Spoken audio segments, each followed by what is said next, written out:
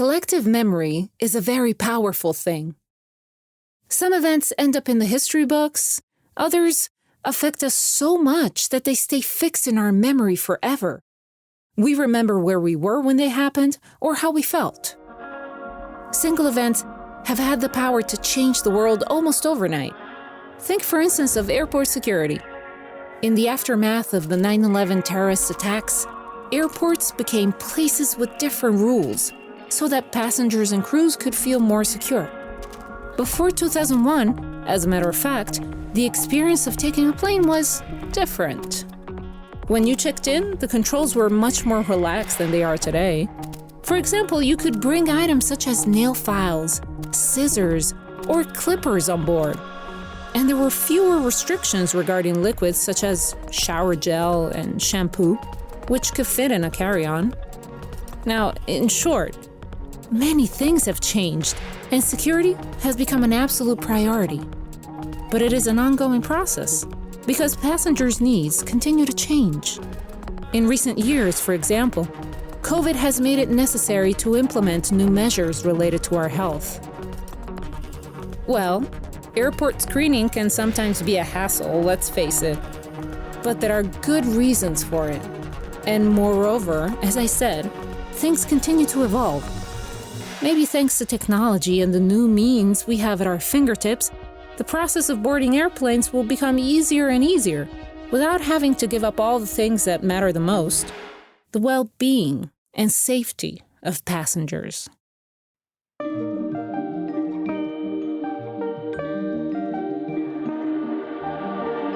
I'm Rosita Martini, and this is Tuned, a podcast that tells the stories, paths, and work done by today's innovators to create the solutions of the future. Tuned is a podcast promoted by Aeroporti di Roma and produced by Cora Media. I grew up in Deurne, close to Eindhoven, in the south of the Netherlands. I come from a relatively big family, three brothers. I would say what describes my childhood the best really is a warm and supportive environment. Our parents always pushed us, I think, to be ambitious, whether in sport or school or things that you wanted to do or that we wanted to do, but also, never pushing too hard, I would say. I look back to my childhood in a very positive way. I'm only child, but I really have a strong relationship with my parents till now. I grew up in the south part of the Netherlands. I'm sorry, I skipped the introductions. The first voice you heard belongs to Robert Schuur, while the second belongs to Michael Verhage. Robert and Michael are the founders of Grasp, a startup that focuses precisely on security. The main purpose of Grasp, in fact, is to make passing through airport security checkpoints more pleasant and faster. In addition, Grasp is one of the startups to be selected to participate in Runway to the Future, the accelerator program developed by Aeroporti di Roma and taking place at Fiumicino Airport's Innovation Hub, the first startups incubator built inside an airport in Italy. Before we get a better understanding of what their startup is all about, however, I want to get to know Michael and Robert better. The two of them didn't end up working in the airport business by accident. On the contrary, you can say that airplanes have always been a big part of both of their lives. Like many children, Michael and Robert were fascinated by flying from a very young age. I definitely had a dream when I was young. Let's say it all started when I was 10 or 11 years old. It was my first, let's say, international flight. And from that moment on, I really wanted to become a pilot. And from that moment on, really into aviation and also playing, let's say, flight simulator on the computer. And that also, really passionate for aviation in general. I think, funnily enough, we both aspired to become airline pilots when we were young. Obviously, for both, it didn't turn out the way we thought when we were 16 or something. But it's one of those childhood kind of dream jobs, become an airline pilot, fly all over the world and have a lot of freedom. Flying a plane has always conveyed the idea of freedom, but at the same time, of extreme precision and control. It always reminds me of Snoopy from Peanuts, when he wears a scarf and goggles, climbs onto his doghouse pretending it's an airplane, and imagines aerial duels against the Red Baron. Still, there are plenty of other characters fascinated by flying. For example, what do Angelina Jolie, Harrison Ford, and Clint Eastwood have in common? That's right, they all have flying licenses. Sure, they're not airline pilots, but they enjoy the thrill of being able to fly an aircraft of their own. But let's get back to our protagonists. Robert said that when he was in his early teens, he tried to get into pilot school. However, it was too early for him, and in the end, things turned out differently.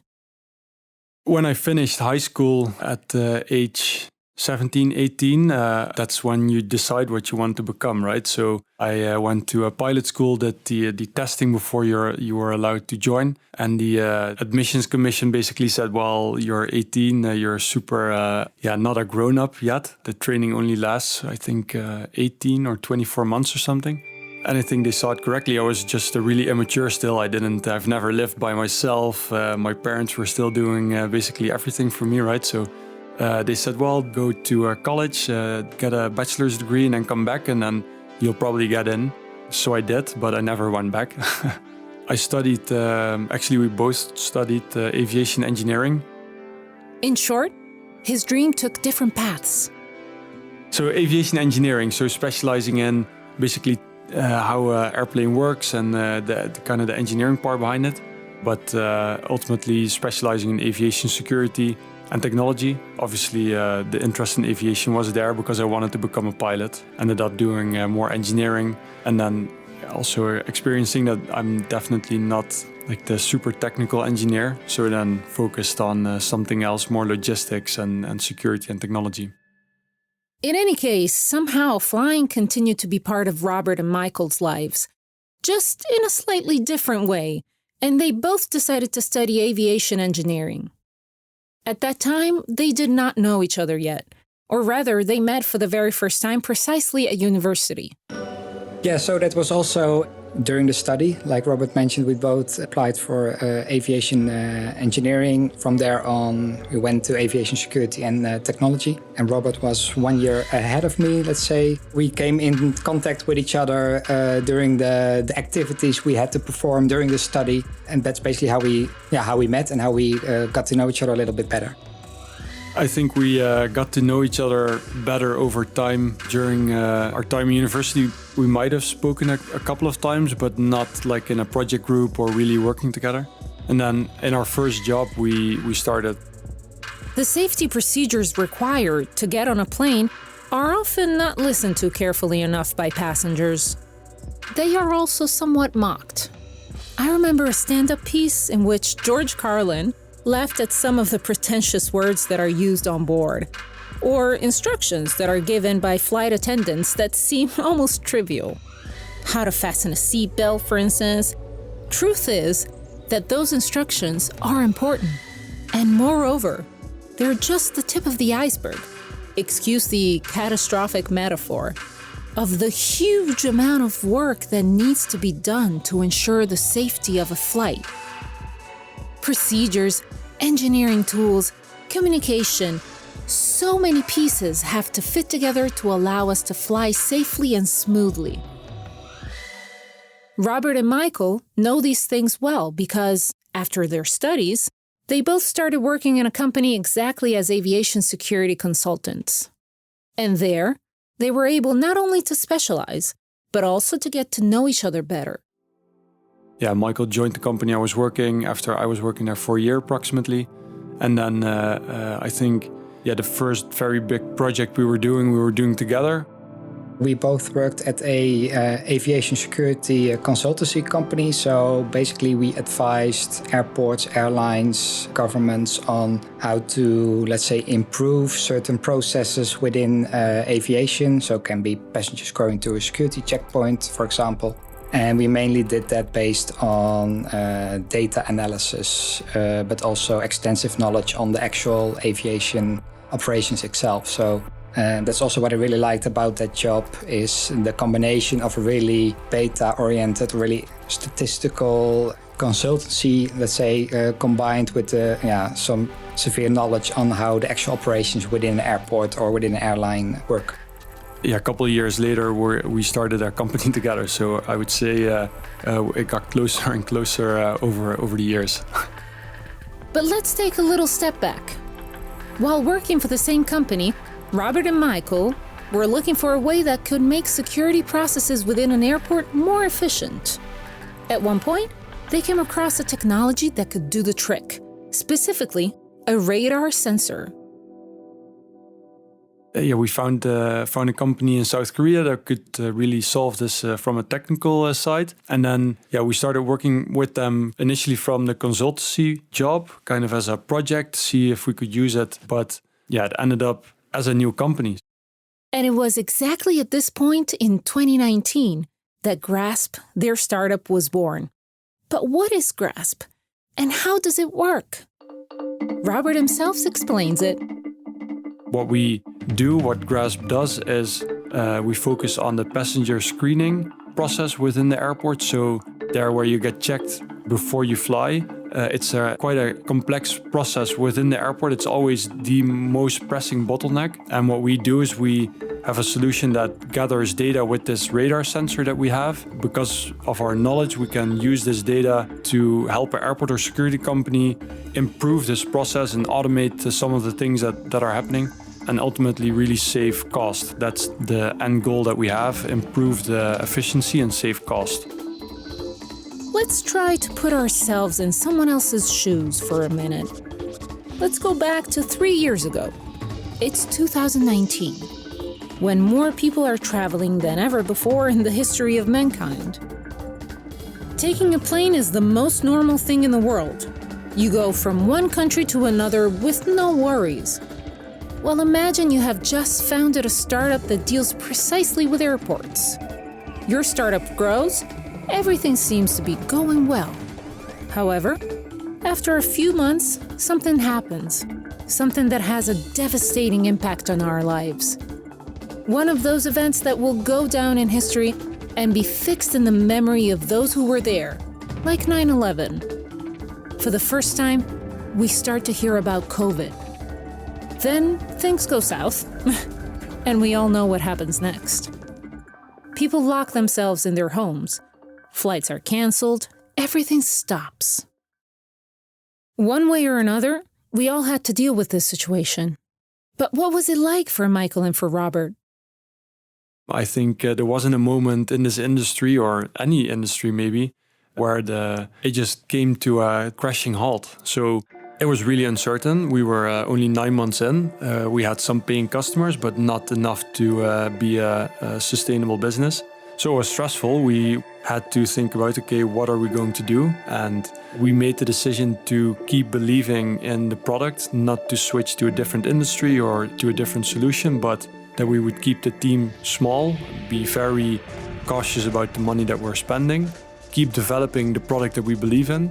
And ultimately in 2021, we found an investor who also believes in the vision that we have and the solution that we have within the aviation industry. And they invested in us as a seed investment. And I would say since then, the way up is quite clear. We're growing as a company, the team is growing, the clients are growing, and now the industry is also growing again rapidly.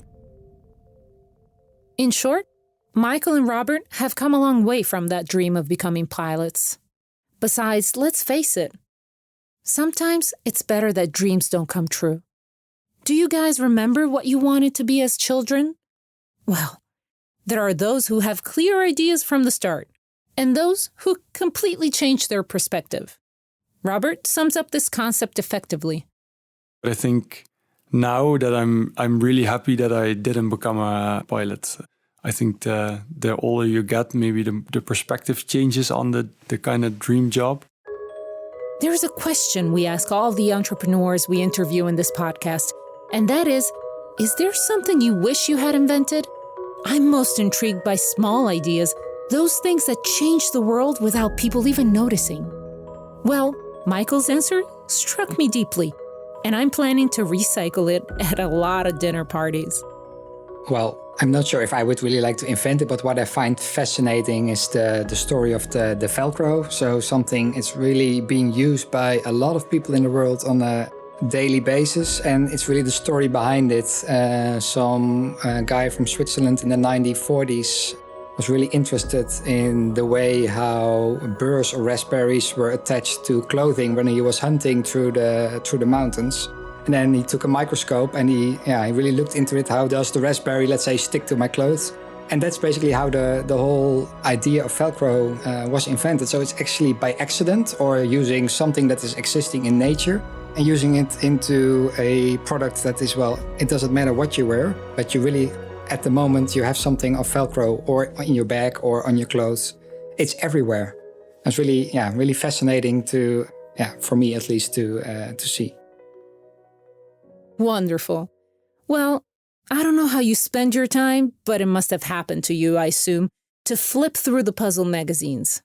Sometimes there are puzzles that look like little detective stories. There are false clues scattered here and there with the sole purpose of leading the reader astray. Sometimes they just seem difficult, but if you can eliminate the background noise, ignore the false leads, the solution finally appears. And it has always been there. As soon as you see it, it seems almost obvious. Well, the Velcro story told by Michael reminded me of that feeling of discovery that, oh, now I get it. Every innovation needs a good question as a point of departure. And then, of course, the purpose of the game is to be able to arrive at a good answer. Even things that seem simple and ordinary to us are born that way, from a question. From the need to solve a problem. Think about that the next time a flight attendant explains security procedures to you, or when the line at the airport unexpectedly flows much faster than you thought.